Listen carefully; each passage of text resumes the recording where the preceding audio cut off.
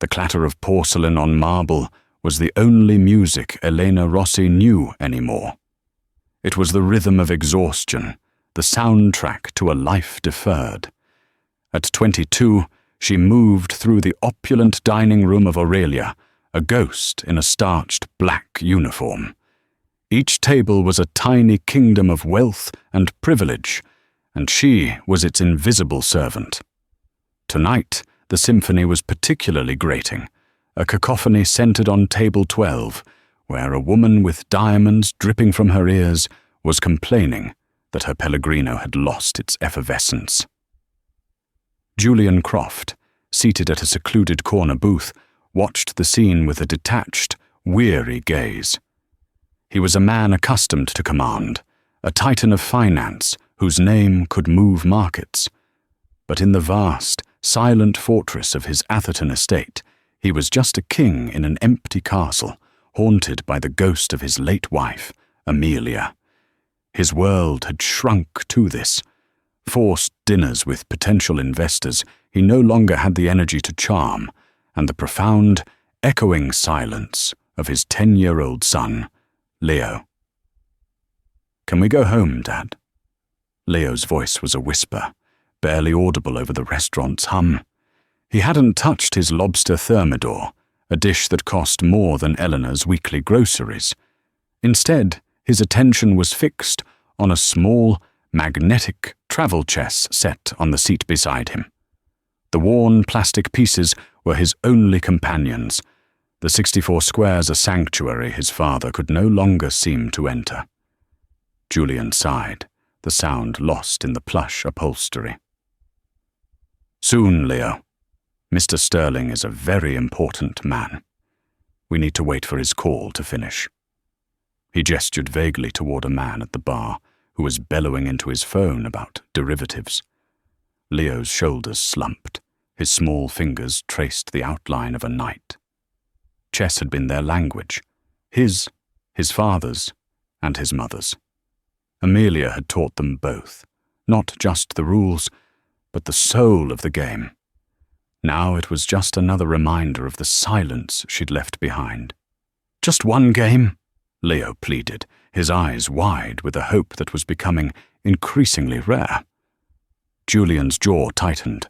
Playing chess here, amidst the clinking glasses and hushed power deals of Aurelia, felt like a weakness.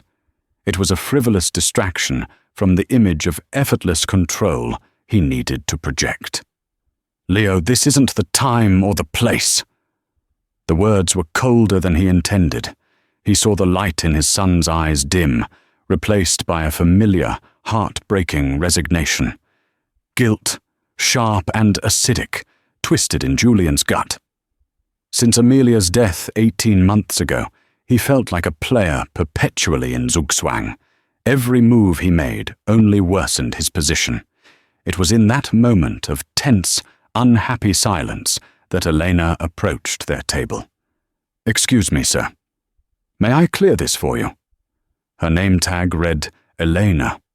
The word waitress felt like an insult to the quiet dignity she possessed. There was a deep weariness etched around her dark, intelligent eyes, but her gaze was sharp, missing nothing.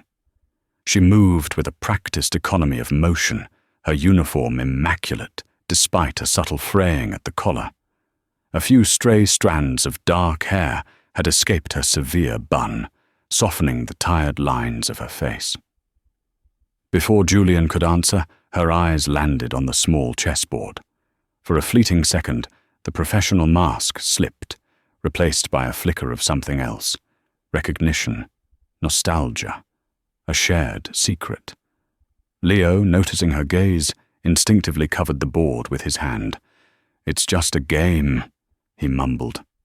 Elena's lips curved into a small, genuine smile, an expression so out of place in the restaurant's gilded cage that it felt like a rebellion. "Is it? I've always found it's much more than that." Julian raised an eyebrow, ready to dismiss the comment as a server's practiced pleasantry. But Leo, emboldened, uncovered the board. "My mum taught me the King's Indian defense." "A fighter's opening," Elena said, her eyes scanning the half-played position on the board. Her voice was low, almost conspiratorial. "You cede the center early, only to strike back twice as hard from the flank. But you have to watch for the Semish variation. White can lock down the center and suffocate you if you're not careful." Julian froze, his hand hovering over his water glass. That wasn't the observation of a waitress. It was the analysis of a player. He looked at her again, truly looked at her. Her focus wasn't on him, the billionaire, or the extravagant tip he might leave. It was entirely on the board, on the plastic pieces, and on his son. He saw a small, faded scar shaped like a crescent moon on her right knuckle, a tiny imperfection that made her suddenly real. Would you play?" Leo asked, his voice trembling with a hope he hadn't dared to show his father. Julian opened his mouth to intervene, to remind Leo of their surroundings, to tell Elena to get back to her job. But he stopped. He saw the desperate hunger for connection in his son's face, a light he hadn't seen since before the accident. Across the room, the woman at table 12 was now complaining about the temperature of her coffee, her voice a shrill indictment of a world that refused to bend to her will. Elena hesitated, her eyes flicking nervously toward the restaurant's manager, a man with a perpetually sour expression. "I can't, honey. I'm on the clock." "Please," Leo begged, the word freighted with a loneliness that pierced Julian's armor. "Just a few moves. Dad's waiting for someone anyway." It was the desperation in his son's voice that made the decision for him. Julian caught Elena's eye. He gave a slight, almost imperceptible nod. "It's fine," he said, his voice low but carrying the unmistakable weight of authority. "Play him. I'll handle the manager." A wave of disbelief, followed by a flicker of gratitude, washed over Elena's face. She didn't pull up a chair. That would be too conspicuous. Instead, she knelt beside the booth, bringing her to eye level with Leo, a silent co-conspirator in their shared world. Julian expected a simple, patronizing game. He expected her to let Leo win. He was wrong. What unfolded was not a game between a waitress and a child, but a conversation between two minds. Eleanor, playing black, didn't just counter Leo's moves. She anticipated his intentions. She saw the ghost of Amelia's teaching in his play, and, instead of exploiting it, she honored it. Leo, feeling confident, launched a premature pawn storm on the queen side, an aggressive tactic Amelia had favored. Julian saw the flaw instantly. It neglected his king side, leaving his king dangerously exposed.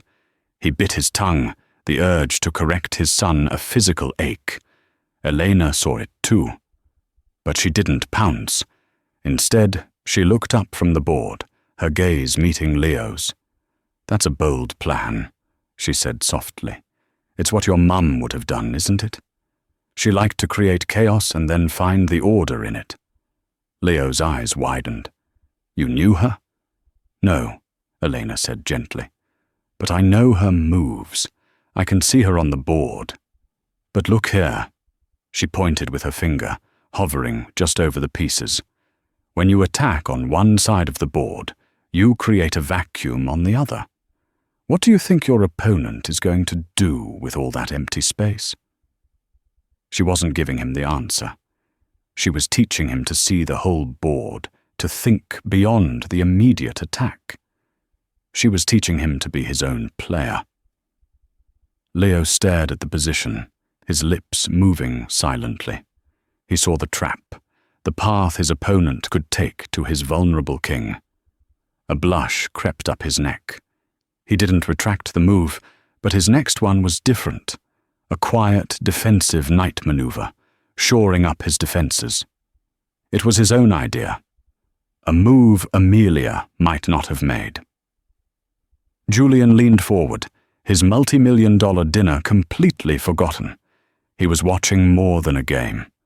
He was watching his son think for himself for the first time in months. He was watching this waitress, this stranger, succeed where an army of therapists and tutors had failed. The game ended 10 minutes later. Elena had skillfully navigated the complexities, forcing a draw in a position where a lesser player might have overreached and lost. There was no victory, no defeat. There was only a beautiful, balanced equilibrium. "A draw," she said with a respectful nod. "You fought well. You adjusted your plan and saved the game. That's harder than winning." Leo wasn't disappointed. He was beaming. He looked at the board not with a sense of failure, but with a new understanding of its infinite possibilities. For the first time all night, he looked truly, incandescently happy. As Eleanor stood up, her professional mask snapping back into place, Julian spoke, his voice stopping her cold. "Wait." She turned back, her expression guarded, the waitress once more. Mr. Sterling was finally off his call and heading toward their table. Julian's window was closing. He didn't care. Something far more fundamental had just shifted in his universe. He looked at this young woman with the exhausted eyes and a mind that saw the echoes of his wife's strategy on a cheap plastic board. He saw more than an employee. He saw a translator, a teacher, a key to a lock he didn't even know how to pick. "What's your full name?" he asked, his voice quiet but intense. "Elena Rossi," she replied, a hint of suspicion coloring her tone. "Elena Rossi," he repeated, the name settling in his mind. He pulled a heavy, obsidian black business card from his wallet. "I have a proposition for you. It has nothing to do with waiting tables." Elena Rossi stared at the business card under the harsh fluorescent lights of the employee break room. The cardstock was impossibly thick, the lettering a stark, silver engraving. Julian Croft, CEO, Croft Holdings. The name was a whisper in the financial world, a phantom who built empires in silence, and he wanted to see her. "A proposition," she had repeated, the words feeling foreign and foolish on her tongue. The glare from her manager, Mr. Dubois, had felt like a physical blow. She'd been away from her section for 17 minutes, a lifetime in the world of fine dining. "My office, tomorrow, 9 a.m., Julian had said, his tone brokering no argument. He'd risen to greet his investor, the transition from contemplative father to corporate titan, so seamless it was terrifying. The warmth she'd seen in his eyes as he watched Leo was gone, replaced by the cool, analytical gaze of a predator. The rest of her shift was a hazy nightmare of refilling water glasses and placating angry patrons, all while the card in her pocket felt like it was burning a hole through the fabric. It was a lifeline, or perhaps an anchor. She couldn't tell which. The next morning, standing before the Croft Holdings building, a shard of smoked glass and black steel that stabbed at the San Francisco sky, Elena felt like a pawn that had stumbled into a grandmaster's tournament. Her only good blouse, ironed twice, felt flimsy. Her practical black flats seemed to squeak in protest on the lobby's polished granite floor. Julian Croft's office was on the penthouse floor. It wasn't an office, it was a command center. Floor-to-ceiling windows displayed a panoramic, god-like view of the bay. The air was still and smelled faintly of leather and ozone. He was waiting for her, not behind his vast, empty desk, but standing beside a large, ornate chessboard set on a marble pedestal. The pieces were hand-carved from rosewood and alabaster. He gestured for her to sit in one of the 2 leather chairs facing the board. "I don't believe in small talk, Miss Rossi," he began, his voice a low baritone that seemed to vibrate in the still air. "So I'll be direct. I was impressed last night. Not by your knowledge of chess theory, but by your method. You didn't play against my son. You played with him.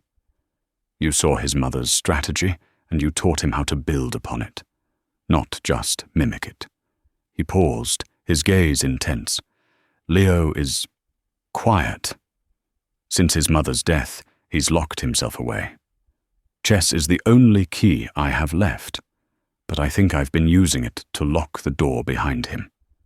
I've been trying to make him play like her, to keep her memory alive through him. You showed me that's not honoring her. It's erasing him. The raw honesty of his confession caught her off guard. This wasn't the cold CEO from the restaurant. This was the grieving father. I want to hire you, he said. Not just as a chess tutor. That would be a waste of your talents. I saw how you handled that woman at table 12. You de-escalated, you absorbed her anger without reacting, and you maintained control. That is a rare skill. I want you to be a companion for Leo, an aide, someone to engage his mind. 2 hours a day, 5 days a week. Your schedule at the restaurant will no longer be a concern. He named a salary. The number was so staggering, so utterly disconnected from her reality of counting tips and worrying about rent, that Elena felt a wave of dizziness. It was enough to move her father out of the bleak, state-run facility and into a place with sunlight and proper care. Her father, Marco Rossi. He had been a chess prodigy, a rising star in the American chess scene, until a brutal car accident had left him with a traumatic brain injury. His brilliant mind, once a palace of intricate strategies, was now a crumbling ruin. Caring for him, paying for his endless medical needs, was the reason she'd abandoned her scholarship to study architecture at Berkeley. It was the reason she served overpriced fish to people who looked right through her. This salary wasn't just a foothold on the mountain of her debt. It was a helicopter to the summit. "Why me?" she asked, the question escaping before she could censor it. "You could hire anyone, a world-renowned educator, a child psychologist." "Because a psychologist would see a patient," Julian said, picking up a white alabaster queen, its surface cool and smooth. "An educator would see a student. You saw a chess player. You saw his potential and his pain on the board. You spoke his language. That is something I cannot buy from a catalogue of experts. My wife, Amelia, she believed that you could learn everything you need to know about a person by watching them play one game of chess. Last night, I learned that you are observant, empathetic, and that you think 5 moves ahead. I need that. Leo needs that." It was a seductive argument, but Eleanor had learned long ago that every gift has a price. "What are the terms?" He slid a slim leather portfolio across the table. Inside was a contract, dense with legalese. The salary and hours were as he'd stated. But then she saw the addendum, a non-disclosure agreement of terrifying scope, binding her to absolute secrecy about every facet of the Croft family's life, and beneath it, a peculiar clause titled Comprehensive Discretionary Support. It stated that her duties could extend beyond tutoring to include any and all tasks deemed necessary for the intellectual, emotional, and strategic well-being of the minor and his immediate family. "Strategic well-being?" she quoted, her eyes narrowing. "What does that mean, Mr. Croft?" For the first time, a flicker of something unreadable crossed his face. "It means my family is under constant scrutiny. It means my business and my personal life are intertwined.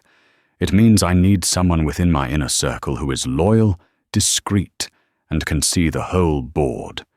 It's a standard precaution." It didn't feel standard. It felt like a blank check. A warning bell, faint but clear, chimed in the back of her mind. This was more than a job. It was an enlistment. She was being hired to fill the void left by Amelia, not just for Leo, but for him too. Then she saw her father's face in her mind's eye, his confused, gentle eyes, the peeling paint on his bedroom wall, the quiet despair of a brilliant mind trapped in fog. She thought of her abandoned blueprints, the dream of creating beautiful, logical spaces, now gathering dust under her bed. Julian Croft wasn't just offering her money. He was offering her a weapon to fight an unwinnable war, a dangerous, complicated weapon, but a weapon nonetheless. She looked up, her gaze as steady and unwavering as his. She had been playing defense her whole life. For the first time, she had the chance to attack. "I have one condition," Elena said, her voice betraying none of the turmoil inside her. Julian's eyebrow arched in surprise. "I need the first 2 months' salary as a signing bonus, wired by the end of the day." He studied her for a long, silent moment.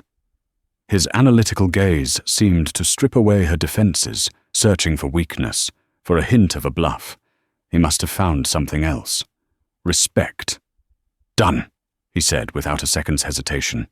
He pressed a button on his desk phone. "Catherine, please arrange a wire transfer for Miss Rossi and finalize her employment contract. She'll be starting immediately."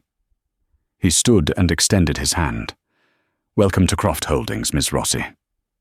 As Eleanor shook his firm, decisive hand, she felt a profound sense of crossing a threshold from which there was no return. She had just executed the most significant move of her life. But as she walked out of that silent, sterile office and into the dizzying sunlight, she couldn't shake the terrifying feeling that she didn't know whose game she was playing anymore. The Croft estate in Atherton was less a home and more a monument to grief, a sprawling structure of glass, steel, and cold travertine marble. It was a masterpiece of modern architecture that felt utterly devoid of life. It was beautiful, but it was the chilling beauty of a mausoleum. Elena's first day was a jarring immersion into this new reality. Her aging Honda felt like a derelict boat moored next to the fleet of gleaming black sedans in the driveway. She was met at the door by a woman who introduced herself as Mrs. Davison, the household manager. Her smile was tight, her eyes assessing.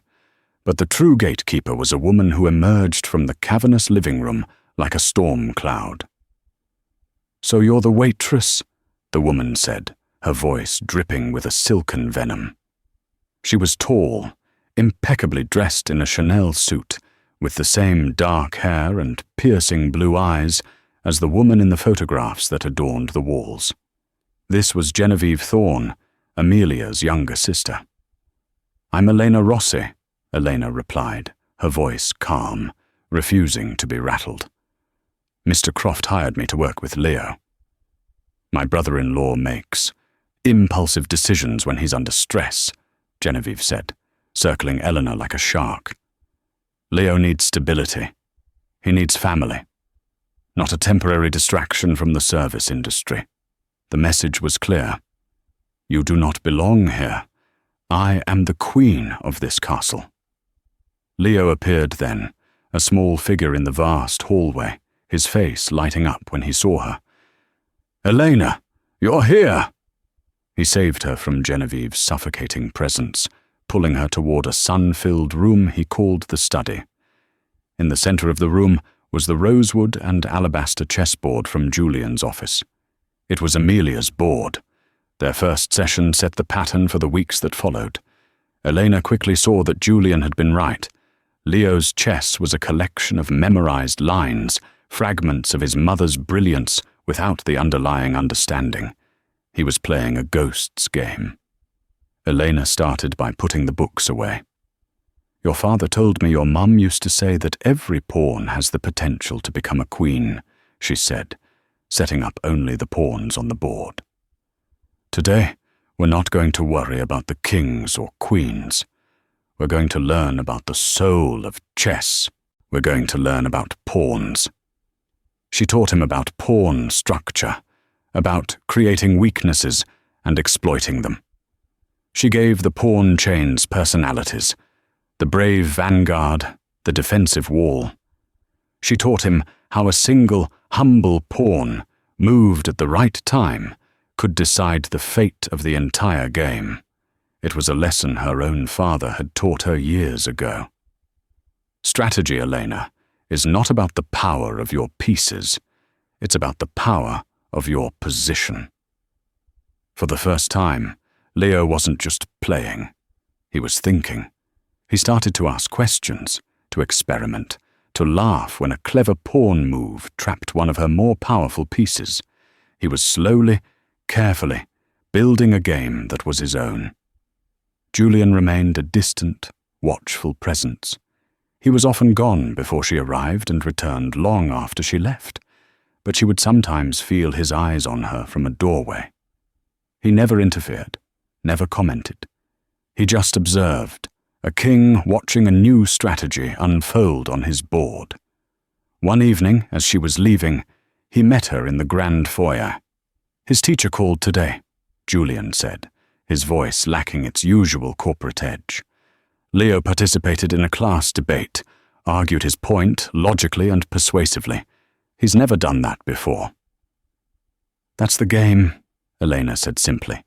It teaches you to see not just your own argument, but your opponent's as well.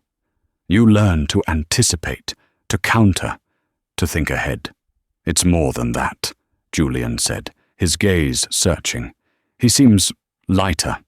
He asked me about my day. He hasn't done that in a year. A fragile, unspoken understanding passed between them. The comprehensive discretionary support clause was becoming less about a contract and more about a shared mission. But as Elena made inroads with Leo and Julian, Genevieve's hostility intensified. She saw Elena's growing influence as a direct threat to her own position. Genevieve had seamlessly inserted herself into the fabric of the Croft household and business after her sister's death, becoming Julian's confidant and a self-appointed guardian of Amelia's legacy. "You're encouraging him to forget her," Genevieve confronted Elena one afternoon, finding her and Leo laughing over a particularly ridiculous endgame puzzle. Amelia's style was bold, intuitive, brilliant. You're teaching him this plodding, cautious game.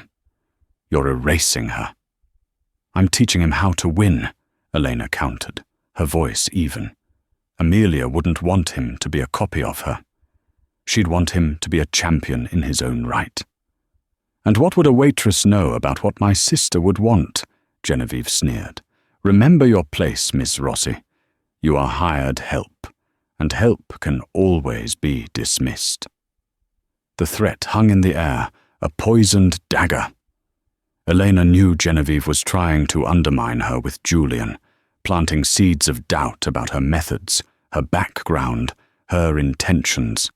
It was a subtle, insidious campaign, a war fought in whispers and sideways glances.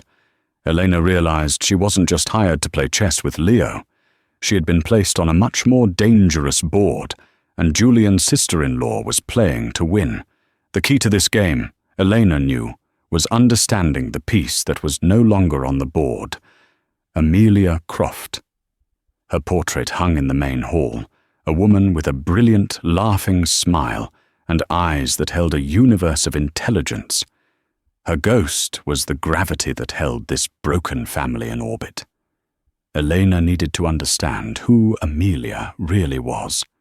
Not just the idealized Saint Genevieve portrayed. The opportunity came one rainy Thursday. Julian was in Zurich, and Genevieve was at a charity luncheon. Leo was home from school with a cold, sleeping soundly. The house was quiet. Driven by a strategic impulse, Elena went to Julian's private study, a room she had never entered. It was Amelia's room, really. Her books on economic theory and strategic philosophy lined the shelves. Her presence was palpable. On the desk, beside a framed photo of her and Julian, was a stack of leather-bound journals. With trembling hands, Eleanor opened one. It wasn't a personal diary. It was a business journal. Page after page was filled with Amelia's elegant script, analyzing market trends, deconstructing competitor strategies, and outlining bold, audacious plans for Croft Holdings. Elena sat down, utterly captivated. This was the mind of a master strategist. Amelia hadn't just been Julian's wife. She had been his queen, his most powerful piece. Her insights were breathtaking, her vision for the company years ahead of its time. She saw connections no one else could, a grandmaster looking at the global economy as one vast, interconnected chessboard. Then, Elena found it. The last few entries, dated in the weeks before her death. Amelia wrote about a new venture, a revolutionary clean energy technology she called Helios. She believed it was the future of the company, a legacy project. But she also wrote of opposition from within the board, of a deep-seated resistance to such a radical shift. G is fighting me on this. One entry read, "She says it's too risky, that I'm being emotional, not logical. She's using her position on the board to rally the old guard against me. She says she's protecting Julian, but she's protecting the past. She can't see the end game. G. Genevieve." Elena's blood ran cold. Genevieve wasn't just preserving her sister's memory. She was actively working against her sister's vision. She had been fighting Amelia's most ambitious project before she died. And now she was the one advising Julian on the company's future. A sudden noise in the hall made Eleanor jump. She quickly closed the journal, her heart pounding. She had overstepped a serious boundary.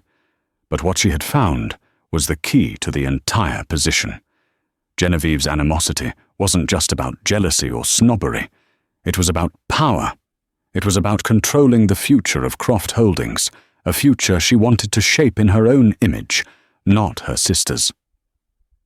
Armed with this dangerous knowledge, Elena's perspective shifted. She started paying closer attention to the business papers Julian sometimes left on the dining table, the casual remarks Genevieve would make about company strategy. She saw it all now. Genevieve subtly steering Julian away from risk, from innovation, from anything that resembled Amelia's bold vision.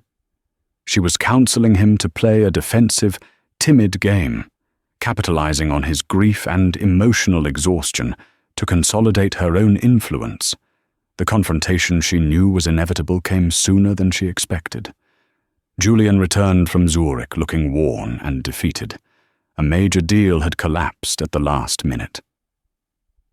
"Genevieve warned me it was too aggressive," he said to Eleanor late that night in the kitchen, pouring himself a whiskey. "She said my judgment was clouded. Maybe she's right. Or maybe she's playing a different game," Eleanor said softly, her voice steady. Julian looked at her, confused. "What are you talking about?" She took a deep breath. This was it. The moment she moved her piece into the attack, with no way to retreat. "I'm talking about Helios," Elena said. "I'm talking about your wife's vision for the company. A vision Genevieve fought against before Amelia died, and a vision she is systematically dismantling now by using your grief against you." Julian's face hardened. The air crackled with tension. "What do you know about Helios? Have you been going through my private things?" His voice was low, dangerous. "I know it was Amelia's passion," Elena pressed on, her heart hammering. "And I know that every piece of advice Genevieve gives you, to be cautious, to consolidate, to avoid risk, is the exact opposite of the game your wife wanted to play. She isn't protecting you, Julian. She's checkmating you. The accusation, audacious and absolute, hung between them in the silent, sterile kitchen. He stared at her, his face a mask of anger and disbelief. She had gambled everything on this move, her job, her father's future, the fragile trust she had built with this broken family. She had openly accused the Queen, and now she could only wait for the king to respond. The silence that followed Eleanor's accusation was a living thing, a suffocating pressure in the vast, sterile kitchen. Julian's face was a thunderous mask, his eyes narrowed to icy slits. The trust they had built seemed to evaporate, replaced by the cold fury of a man betrayed. "You are a waitress," he said, his voice a low, lethal whisper. "Hired to play chess with my son. You have no right, no understanding of my business, of my family, of my wife. Don't I?" Elena stood her ground, her fear eclipsed by a sudden, fierce certainty. "I've spent the last 2 months studying the most important game in this house, and it's not the one on the chessboard. I've watched Genevieve. I've listened. She uses Amelia's memory like a shield to hide her own ambition. She tells you you're too emotional to make bold moves, and you believe her because you're grieving. She is isolating you, your most powerful piece, in the corner of the board while she maneuvers for control." Every word was a heresy, a violation of the unspoken contract between employer and employee. But she had seen the truth in Amelia's journal, and she would not let it be buried. Julian turned away from her, gripping the edge of the marble island, his knuckles white. He was a man caught between two powerful forces, the sister of his dead wife, his anchor in the storm of his grief, and this young woman, a stranger who saw his life with a terrifying, strategic clarity. "Get out," he said, his voice rough with emotion. "I'll have my assistant arrange your final payment. Your services are no longer required." The words hit Eleanor like a physical blow. It was over. She had lost. She had sacrificed her queen for a failed attack. A bitter, hollow feeling filled her chest.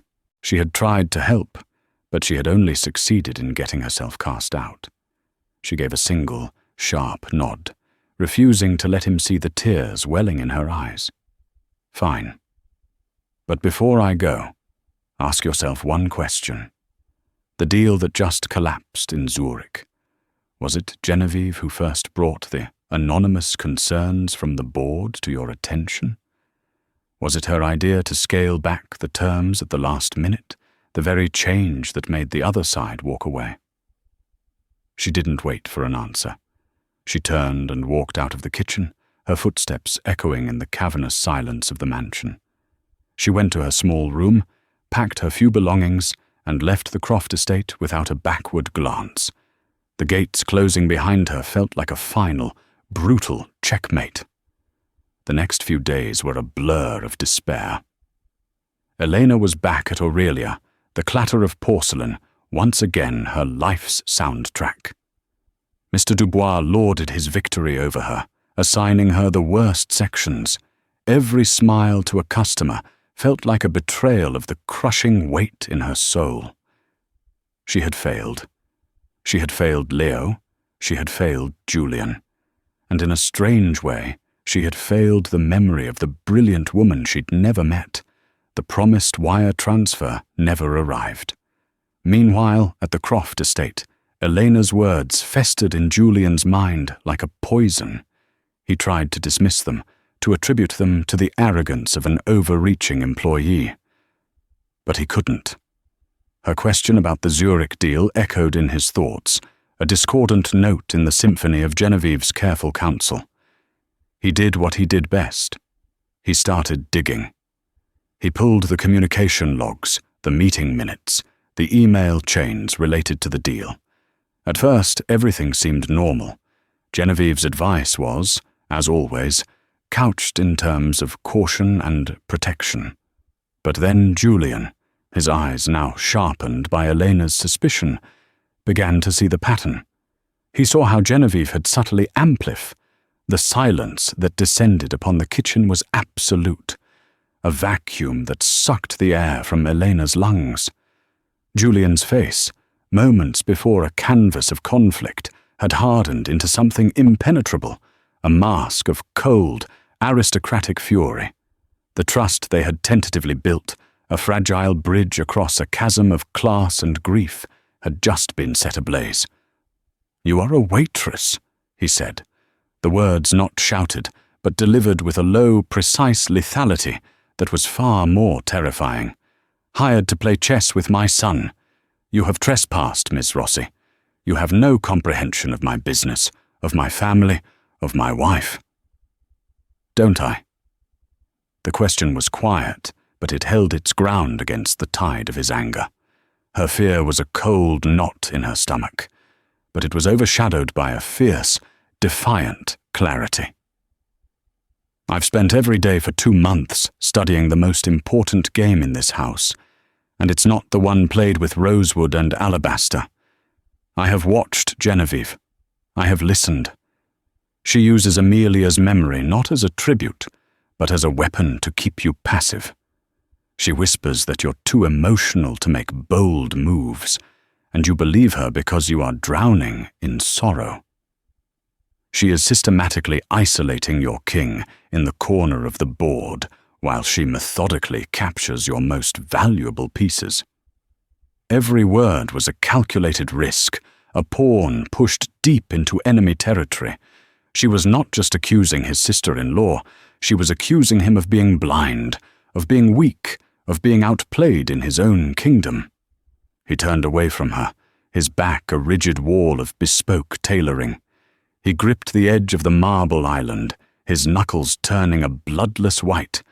He was a man caught in a devastating fork, forced to choose between the woman who was his last link to his dead wife and the stranger who claimed to see the truth.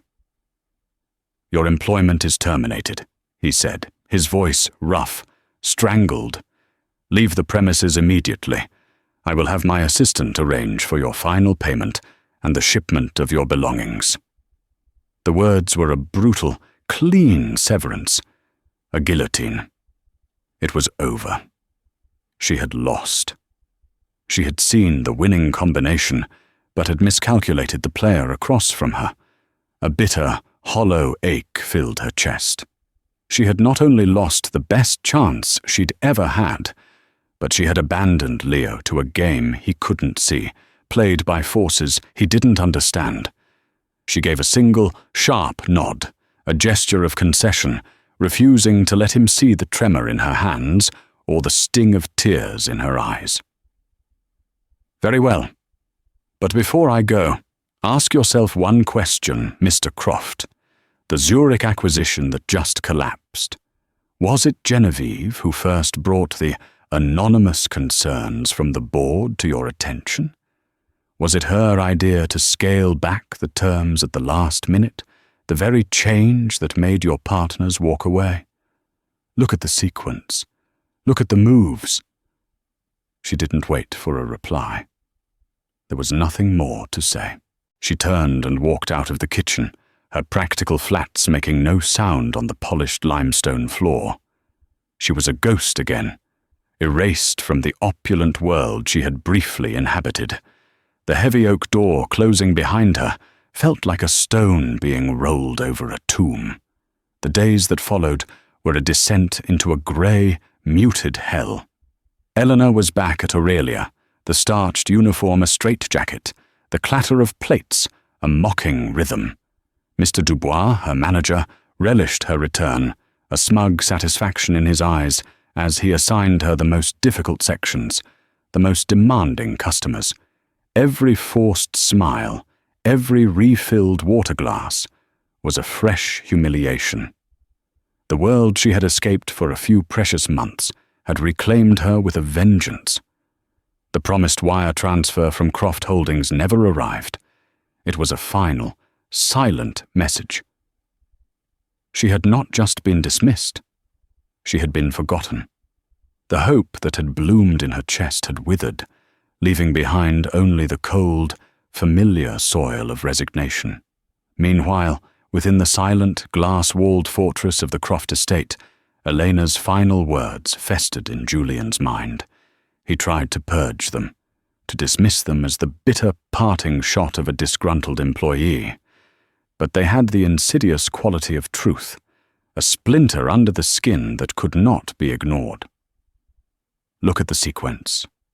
Look at the moves. He was a man who had built an empire on seeing patterns others missed, and now the pattern was screaming at him. He locked himself in his office, not the grand command center at Croft Holdings, but his private study at home. He did what he did best. He analyzed. He pulled every email, every memo, every call log related to the Zurich deal. He laid it all out, not as a narrative, but as a game transcript. At first, Genevieve's actions seemed unimpeachable, the very model of prudent counsel. But with Eleanor's accusation as a lens, the picture warped, revealing a darker geometry. He saw how she had amplified the concerns of a single, notoriously risk-averse board member, framing his lone opinion as a widespread consensus.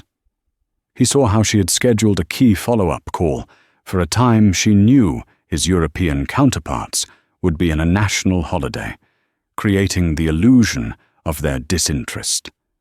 He saw a dozen other tiny, brilliant, almost invisible acts of sabotage.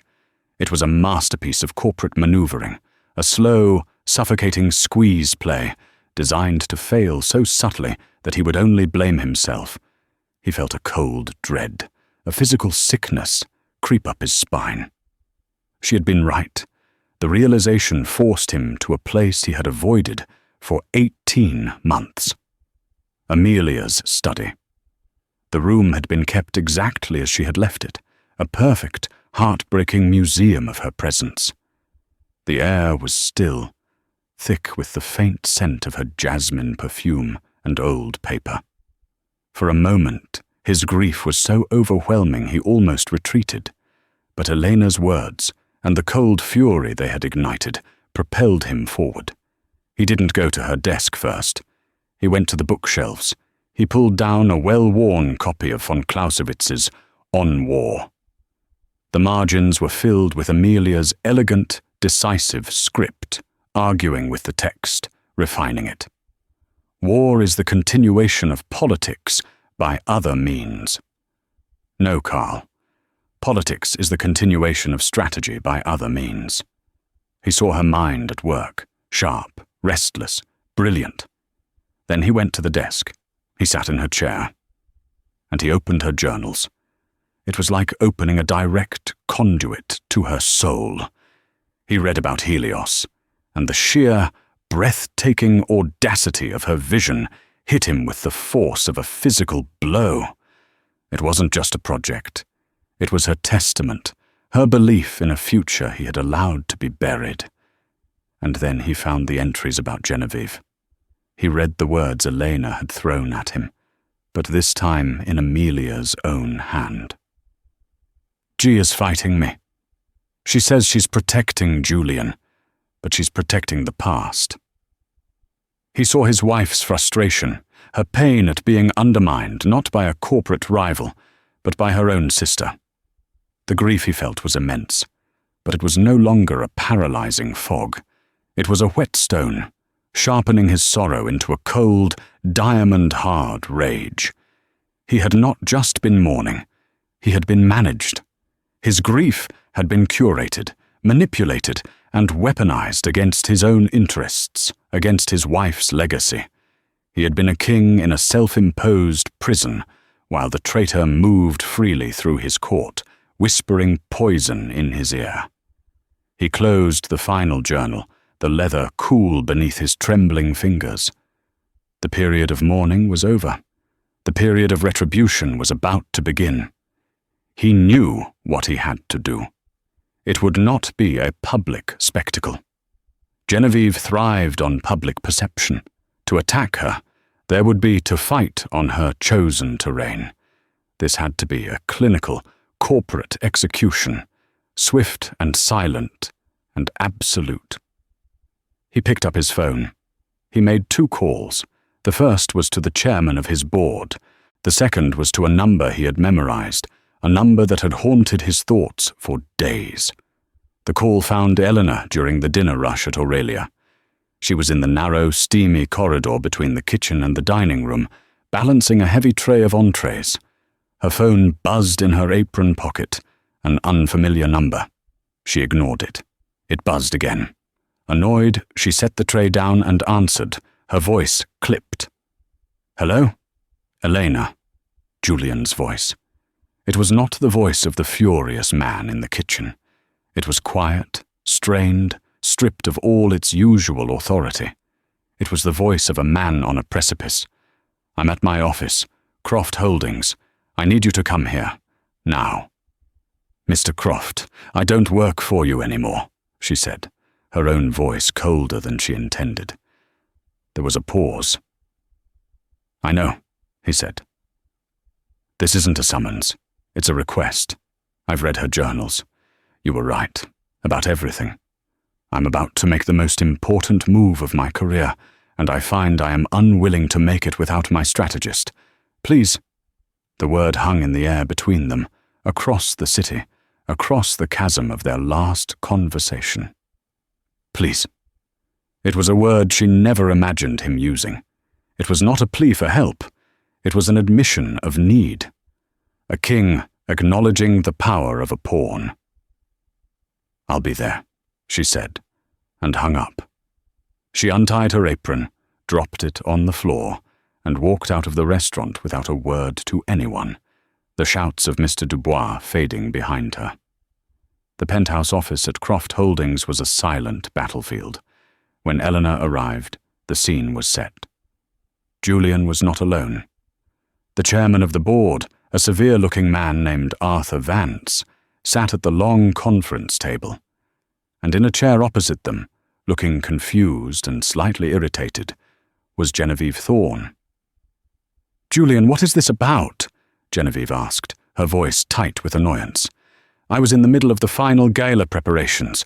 Arthur, it's lovely to see you." She saw Elena then. A flicker of contempt crossed her face, followed by a triumphant smirk. What is she doing here? "Julian, I thought we dealt with this unfortunate distraction." Julian ignored her, his eyes on Eleanor. He gestured to the empty chair beside him. It was a clear, unambiguous statement. "She is with me." Elena sat, her back straight, her heart pounding a slow, heavy rhythm. "We're here to discuss a matter of corporate malfeasance, Genevieve," Julian said, his voice devoid of all emotion. He slid a thin file across the polished table. It stopped directly in front of her. "It has come to my attention that you have repeatedly and deliberately acted against the best interests of this company.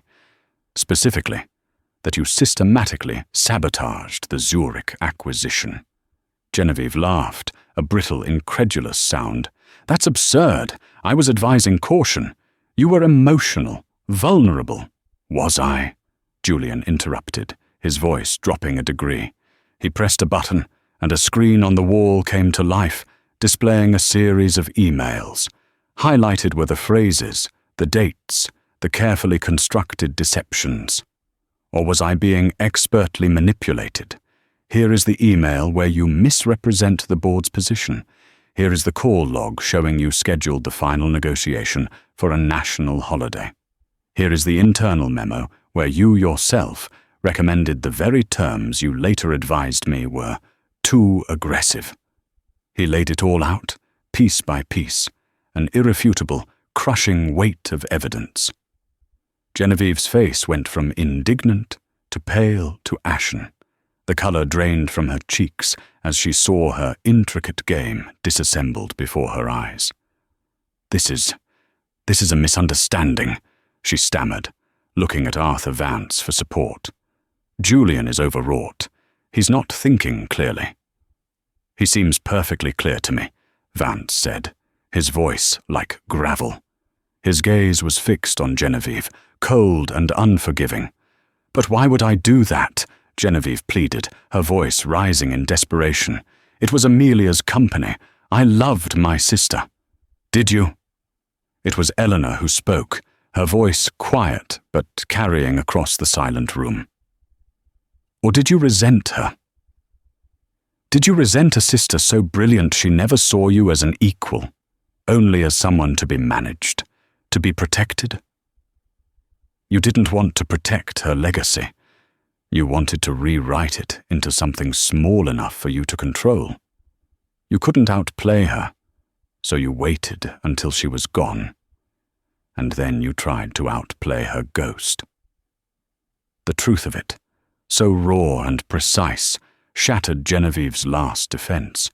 Her carefully constructed facade of the grieving sister, the loyal guardian, crumbled into dust. A terrible, ragged sob escaped her lips. "You don't understand," she whispered, tears carving paths through her perfect makeup. "All my life, I was just Amelia's little sister. She was the sun. Everyone else was just a shadow, even Julian. He never really saw me. After she was gone, I thought it was my turn. To be the smart one, the steady one. I was only trying to protect the company from the kind of reckless risks she always took."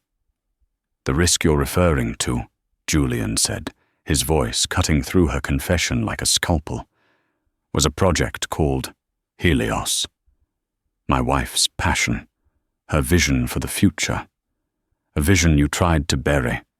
You weren't protecting this company. You were protecting your own ego from her memory." He stood up, the movement signaling the end of the game. "Arthur has the full dossier.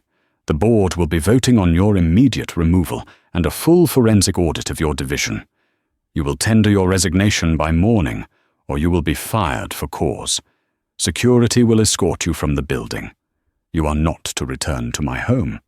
You are not to contact my son. We are finished, Genevieve." Defeated, exposed, and utterly broken, Genevieve stared at him, her face a ruin of jealousy and grief. Her eyes, so like Amelia's, were filled with a venomous hatred directed not at Julian, but at Elena, the pawn that had crossed the board and toppled the queen. Without another word, she was escorted out of the room, a silent, ignominious exit that was infinitely more devastating than any public humiliation. The aftermath was not a celebration, but a quiet, somber reckoning. The rot Genevieve had seeded ran deep. Julian, with Eleanor now officially at his side as a special consultant, began the arduous process of rebuilding. He didn't just resurrect Helios, he made it the new heart of the company, a bold declaration of intent. He re-engaged with the Zurich team, apologized for the previous missteps, and, with Elena's strategic insights, negotiated a new deal that was even more favorable than the original. His most difficult conversation was with Leo. He sat with his son in the study, the ornate chessboard between them. He didn't use euphemisms. He used the language they both understood. "Sometimes, Leo," he began, moving a black queen, "a piece you think is on your side is actually working against you. It looks like it's protecting your king, but it's really just trapping him. Aunt Genevieve, she loved your mum, but she was playing a different game. And I was too sad to see it. I had to take her off the board so we could start playing our own game again." Leo was quiet for a long time, his small fingers tracing the lines of a knight. "Does this mean we won?" he asked. "It means we have a chance to," Julian said, his voice thick with emotion. "It means the position is open again." Elena's victory was quieter, but no less profound. One afternoon, Julian placed a thick portfolio on her desk. Inside was the charter for the Marco Rossi Foundation for Strategic Minds, an endowed fund to provide full scholarships for gifted students whose education had been derailed by family hardship. "You gave me back my future, Elena," he said simply. "It's time someone did the same for you. With the foundation's first grant, she re-enrolled at Berkeley. With the staggering salary Julian insisted on, she moved her father from the bleak state facility into a sun-drenched private clinic by the sea. The day she told him, he was having one of his rare, lucid moments. His eyes, usually clouded with confusion, cleared for a moment. He looked at her, truly saw her, and his hand tightened on hers. "Good move, Lenny," he whispered, the old pet name a key to a room she thought was locked forever. "Always. Control the center." The healing was a slow, complex endgame. It unfolded over months, in small, quiet moments. It was Julian leaving work early to help Leo with his science project. It was Elena, sitting in a lecture on structural engineering, feeling the pure, unadulterated joy of learning again. It was the three of them ordering pizza and watching a terrible action movie on a rainy Saturday, the cavernous house finally feeling like a home.